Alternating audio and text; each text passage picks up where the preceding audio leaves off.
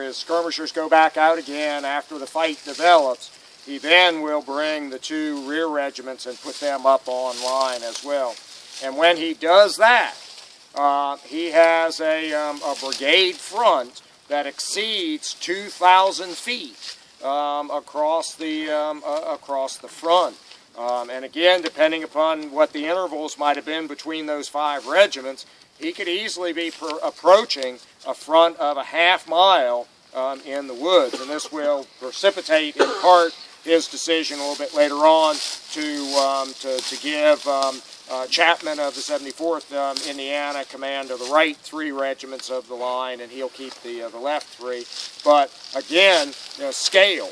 A brigade front of almost half a mile. Even at this time, when he's got just 1,300 or so guys in the first line, he's got a line of more than 1,000 feet across the front.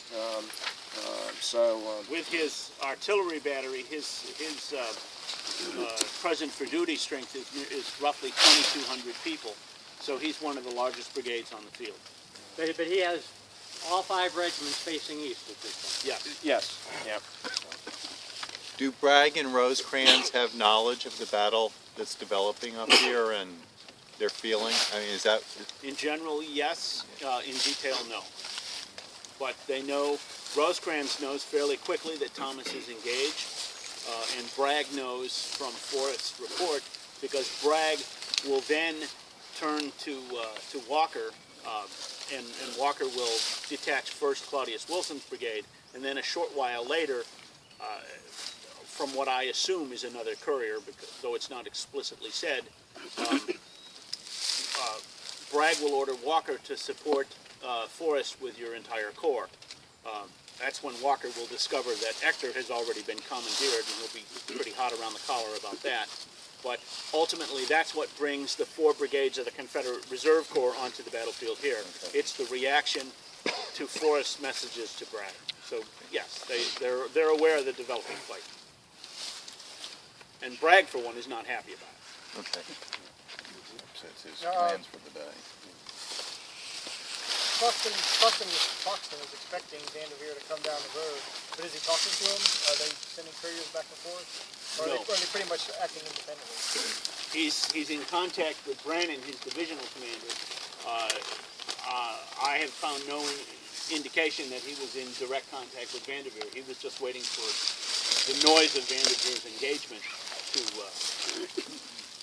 trigger his own assault or whatever he was going to do. He was waiting for Vanderveer. Although there might have been some contact that is just not recorded, because Cruxton himself, being wounded on the 20th, he doesn't write the brigade report, and in fact, it's pretty clear that Chapman, in writing the brigade report, is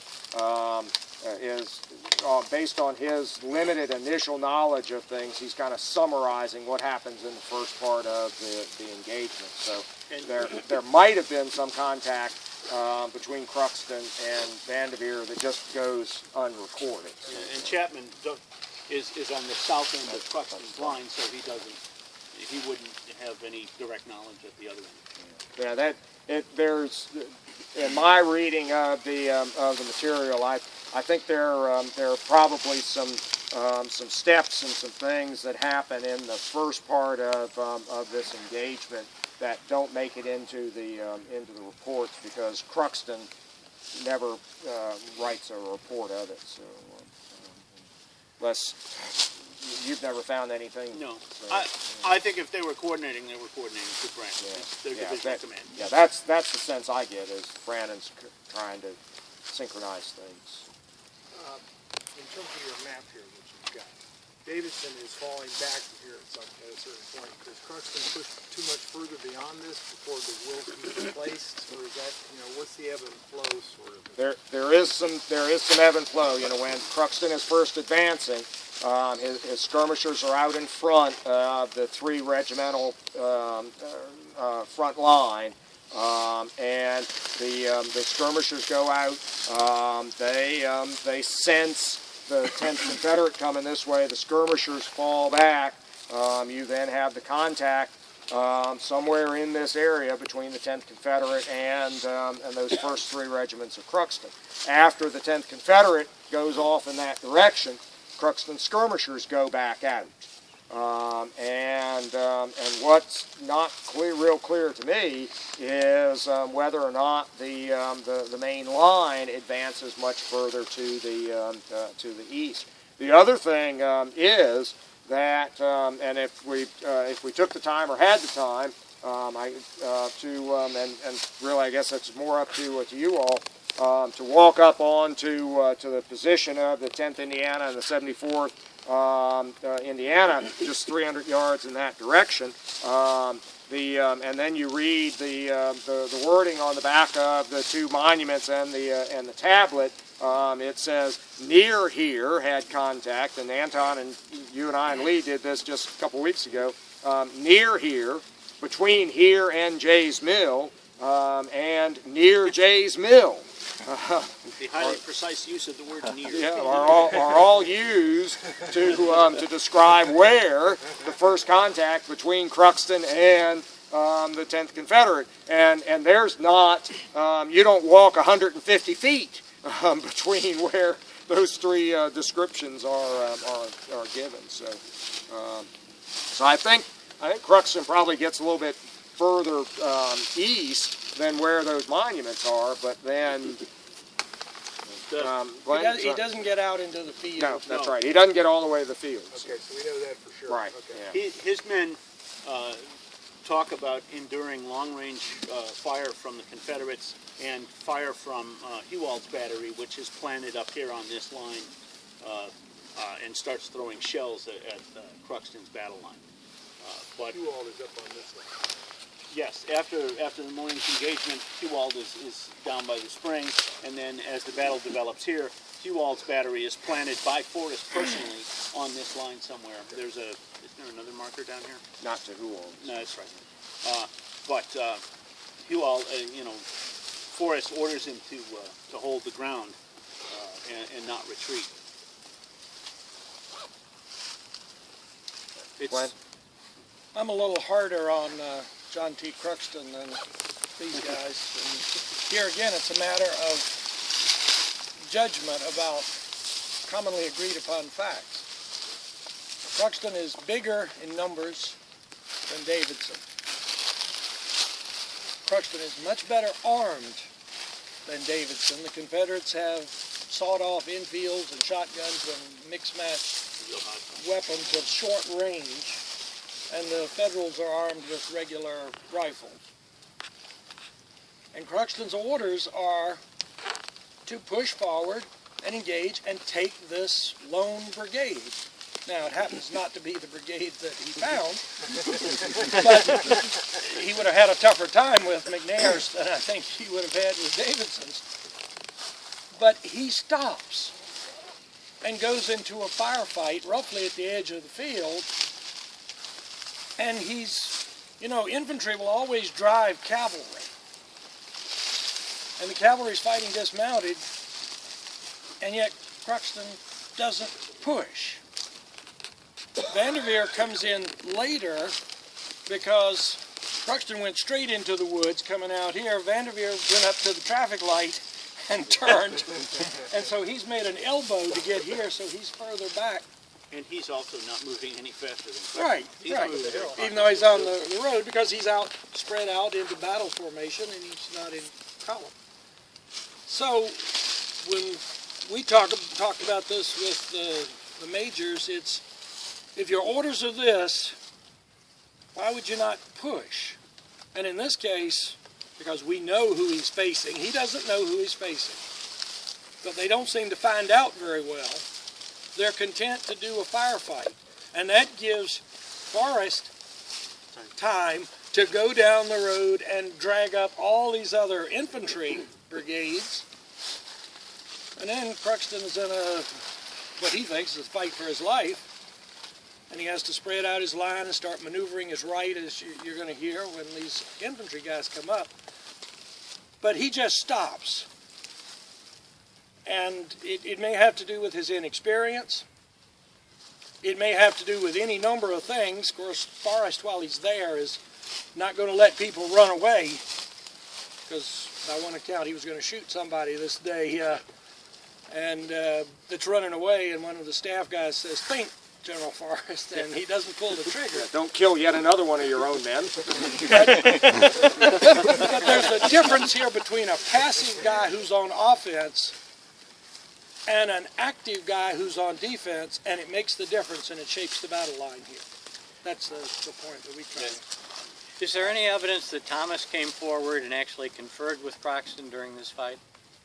Croxton, no. Not with Croxton, No, not this not with Brannon, but he'll ride forward and talk to Brannon, but it's way back there quite a ways. Thomas never came actually up onto the front line. He comes into the rear of Brannon's sector.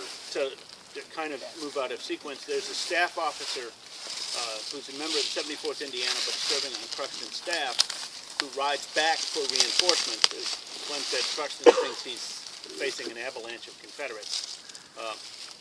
Who rides back for reinforcements. He's supposed to go to Brannon, can't find Brannon, and instead finds Thomas, who says, "You go back to Croxton, I'll bring up reinforcements." And Thomas is referring apparently to Absalom Baird's division.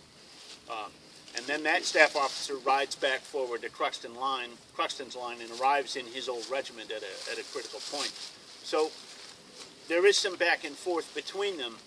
How far forward Thomas is, several hundred yards behind the main battle line, certainly. And just to add a little piece to that, if you think about John Milton Brannon, he is not an infantry officer by trade. He's essentially an artilleryman and an engineer, and he was out at the siege of Charleston, and his life became a scandal when his wife ran away and was found in Italy with another officer, and Brannon had thought she was dead, and he had been dragging pawns looking for her, and anyway, that got to the troops, and he had to... it's in the newspapers at the time, too. Oh, it's huge. And then the Paramore gets killed in the Eastern campaigns at Glendale or somewhere in the Peninsula campaign. But the troops got to making a light of Brannon in the Charleston Department of the South, so he's transferred way out here where nobody knows all that. But what they don't really know is that Brannon is not an accomplished infantry division commander. I mean, he was in the Tullahoma campaign, but nobody did a lot of heavy maneuvering in that except on roads. And he's learning by doing. And if it just look around you, even now where it's really open where we are, you're trying to maneuver 5,000 or 6,000 people, and the brigades are scattered around, and the regiments are facing in different directions, and Brannon just sort of becomes a cipher in this part of the fight to me. He is not giving the direction that you would think he would. On the other hand, you have to judge him with humanity and say he's got a really tough task, because he cannot see the brigades, nor anybody on either side. On September 20th, Brannon essentially defers to Joe Reynolds a couple of times. Yes. And there's some, I don't remember exactly where this is, but there's some, isn't Joe Reynolds doing that in the campaign before, too? He's kind of commanding both Brannon is essentially given to Major General Reynolds, 4th Division commander in the Corps, before they come over the Cumberland Plateau. Right. The two divisions move in tandem with Reynolds calling all the shots. Right. And when they're sitting at Battle Creek and Reynolds is at Jasper just a few miles away, it's the same thing. Reynolds is telling Brannon what to do. Now that'll play out obviously on the breakthrough with moving and not moving and Captain Kellogg. But yes, Brannon is under somebody else's wing, and after this battle, he won't be an infantry division commander anymore. He is told back at the beginning of the campaign to look to General Reynolds for guidance. And it turns out that he's a pretty weak guy to look to. Really, really bad. If you read Caleb Carlton's stuff, regimental commander, one of the lost regiments, I just went through a quote last week about him. He says, I don't have any respect at all for Reynolds. I want to get out of this division. Wilder's guys hated Reynolds. Oh yeah, old Joe Reynolds was an old humbug because he was by the book, and Wilder's people they wrote their own book. And no, Reynolds is, and he will not be a division commander after this battle. Right. They are moved to staff positions. Chief of Staff. Thomas knows. Well, in the reorganization, isn't Brannon given the head of the artillery? He goes For the back Army to of what the he's Cumberland? more Yeah, he's proficient chief as. of He becomes artillery. chief of Reynolds is artillery. chief of staff. Reynolds goes down to New Orleans or something like that. Ultimately. Ultimately, yeah. But during Chattanooga, Reynolds is chief of staff of the Army of the Cumberland. Thomas is chief of staff. Garfield leaves, so they need a new Oh, chief. okay, sorry. Yeah, Now, so to not be so hard on Cruxton, maybe, as Glenn, you were, is some of Cruxton's hesitation not what he sees, but what he doesn't see, Well, sure, you can. you know? The demons What's that are behind out there those can skirmishes? really start working on your head if you don't push Especially through it. in a terrain like this. Yeah. But what we were trying to teach the officers, not that they might need it, but to have it reinforced, was you'll never have all the information you need, and you do what you're told as far as you can if you understand the commander's intent, and you don't just sit down and go into exchanging balls of lead without pushing. Contrast Forrest, who's going to push if he can. You want to be proactive or initiative-minded. Right, if that's your mission. If that's your mission. Even if, as Forrest is, he goes on the defensive, but he's still initiative-minded. He's trying to get inside the decision cycle of the other guy to try to start influencing things that are now developing in his area your way. And Cruxton essentially surrenders Brannon the initiative. and Cruxton together sort of surrender the initiative. They wait instead of pushing forward. Yeah, they wait for maybe Vanderbilt will come up, or maybe somebody down the road. That's not what his task is. His task is to go on and push out there to where the cars are. And Brannon himself is keeping pretty firm control over his last brigade under John Connell. He could have committed that brigade if he really felt like he needed to. Okay, so to that point in terms of losing the initiative and setting down and engaging in a firefight, that's taken enough time for him to sit out here and let Forrest run down here and bring all these guys Yeah, bring back? one Yes. up on this side. That's one on about an this. hour. You gotta be. Yeah. At the very least. Well, they shoot up all their ammunition eventually, Yeah. and then they have to go back and upload in the rear. Dave, this may be something that's in your book. What about the 10th Confederate? Did they, after this battle, did they ever see any significant action again? Did they do better than they did here? Or? Well, they rally and come back into the fight with Davidson's brigade. I mean, their route is temporary. And yeah, they're part of, who did they end up with? The cavalry, the Confederate cavalry in general, starts to get drastically reorganized beginning in October, and there's a sort of a finalized structure in early November, but there's no, you go through the OR for that period and look for organization charts, and there aren't any. Wheeler, when he absorbed some of Forrest's people for the October raid, starts reassigning cavalry regiments. The 10th is part of Pegram's brigade, which is eventually, which by then is fully Henry B. Davidson's brigade, doesn't go on the October raid, though Davidson does. So they stay as part of the force guarding Bragg's flank up in East Tennessee. So they see some pretty hard services, I recall, in the Knoxville campaign under Martin.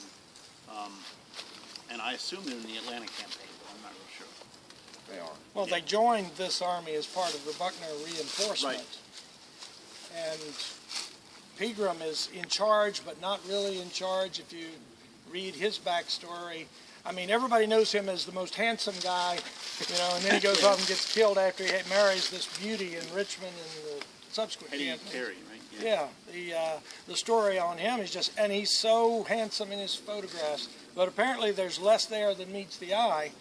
And if you read the little bio of him published in the Howard series, there's some interesting things that people didn't think much of him. His first regiment when they were allowed to reorganize, he was in the West Virginia campaign, a bunch of guys got captured. His first regiment did not re-elect him as an officer when they were allowed to reorganize. So he was not, for them at least, what was that, 31st Virginia? I don't remember. Yeah, but, and then Pegram doesn't have much success. Breckinridge blames him in the Stones River campaign. He goes into East Tennessee, where he's nominally in command of cavalry there. He has kind of a fitful raid into East Kentucky. He has an enormous fight with Colonel Scott of the 1st Louisiana that ends in a court-martial. And then Buckner overrides that and ignores Pegram. And so there's a huge, I actually, in the Failure in the Saddle book, I discuss those guys in quite a bit of detail because there's a huge amount of tension in this cavalry division that we call a division but doesn't operate like one. You know, Pegram and his next senior brigade commander, Colonel Scott, hate each other and don't cooperate with each other. Scott has his own incompetence problems. And they're all mashed up together and put under Forrest, so Forrest moves up to a corps rather than just a division. Right. And it's an ad hoc formation, and they're the guys that are here. And Forrest doesn't have his own division because it's, you know, that's the people who he wants to fight with. Right. He wants Debrell and Armstrong. He doesn't want, you know, he fights with what he has. Right, and those two brigades, Forrest owned two brigades, are assigned to on the 18th, although that was supposed to change, but it didn't. They were assigned to cover the front of Hill and Polk, and so Forrest is left to do this stuff out here on the right flank with these two brigades that he doesn't know much about, that don't like working with one another. That's an ad hoc division to begin with, and then to complicate things for Pegram even more, Pegram has a 3rd brigade we haven't even talked about. Colonel Hodge. George Hodge's brigade of Virginians and Tennesseans who were up on the Hiwassee River skirmishing in front of Burnside, who's now advancing south from Knoxville. They're essentially left behind as a guard, flank guard. And so periodically, both Pegram and Forrest have got to spend some time thinking about what it is that Hodge is reporting from up there on the far right flank. So these are not the people you want to start the battle with, but Forrest makes something of them. Yeah. But he has to do that by himself, being literally by himself, him personally, literally being on the front line, guiding and directing, and which then goes to the issue of, does he see enough of the battlefield from his perspective as the man in command of the reconnoitering intelligence force on the right flank? You know, if you're literally on the battle line, on the firing line, encouraging the soldiers, if you are amongst the guns of Huwald's battery, as Forrest is at one point, directing the operation of the battery, encouraging those who remain in the battery to not give up serving the guns, you know, can you be up high enough to be able to understand what's going on in the bigger picture? Because ultimately, in the end, Bragg never understood what was really happening up here, and in part that is because Forrest is having to be too engaged, right, literally on the front line. Now he liked doing that, but it goes to commander's intent there too. Is Forrest dragging Bragg into a fight that he doesn't want? So how do you control a battle that has occurred in a limited visibility forested environment like we're in right now? But, you know, remember this is September, so there are leaves on the trees. And now you've got 4,000 plus guys firing back and forth in a small area. And so what's your visibility? Not good. Smoke, noise. That's right. And then even on the Union side, again, none of the colonels had commanded in combat. None of the regimental commanders under Croxton had commanded in combat, and the troops hadn't been in a big fight. And so it was everybody, it seemed to be, learning as they go with limited visibility. Well, where has this brigade come from? They haven't fought at Stones River or Fairville. I know that they were detached to Gallatin at that time. Basically, these were Thomas's original troops Right. from Mill Springs, and they've been under his command. Now, I will say this, if we were talking about Croxton's role in the fight at noon on September 19th or on the 20th, I think they fight exceptionally well. They take horrendous casualties. They take almost 1,000 casualties, and they're still... They have 54%, I think. Yeah, they're still combat effective, at least in bits and pieces, up there on Snodgrass Hill at the end of the day. So, yes, they're green, but they also perform very well. Croxton will get wounded and knocked out of the fight in Poefield on September 20th. Chapman goes down with his horse is shot and he breaks an arm.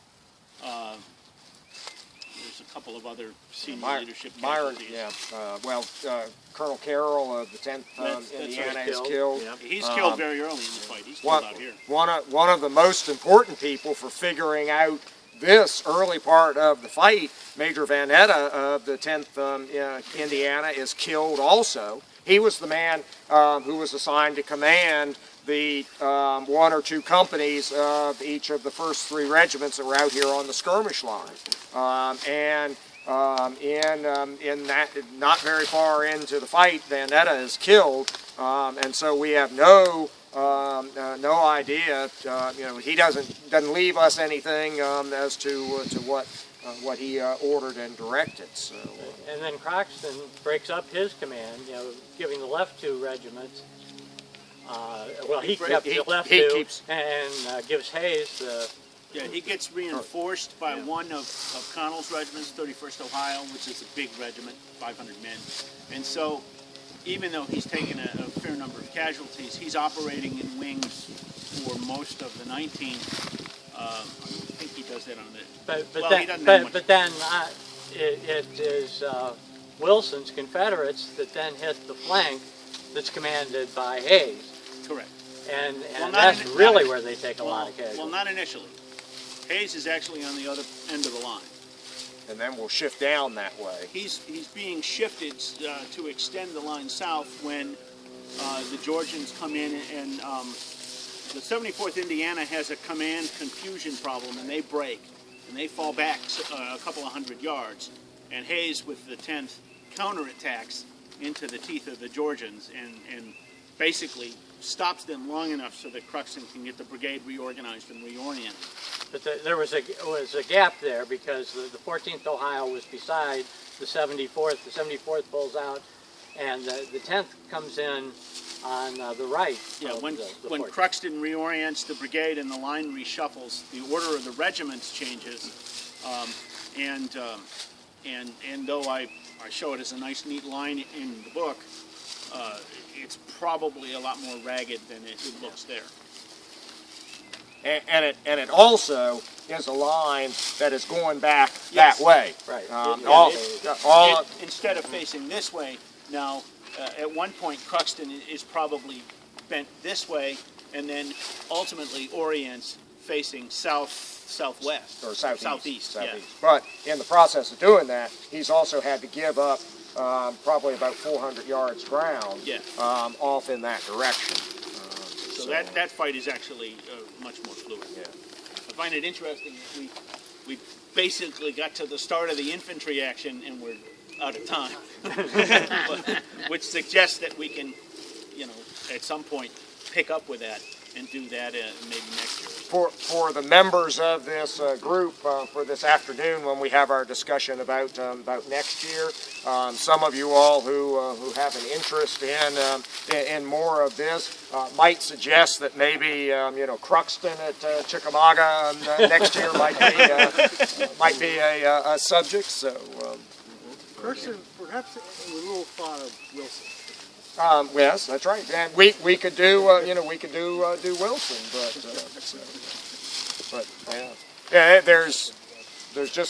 there's a lot that could be done. Okay, well, our time I suspect is probably yes, it has elapsed. So let's start back towards the vehicles. I will start Confederate infantry in this fight. One of the things that the thinning of the vegetation in this area did was it made a connection between these monuments to the Georgia Cavalry and Davidson's Brigade, and the monument to Wilson's Brigade as it comes on. Wilson's Brigade's about 1,300. Their right flank is off there in our front.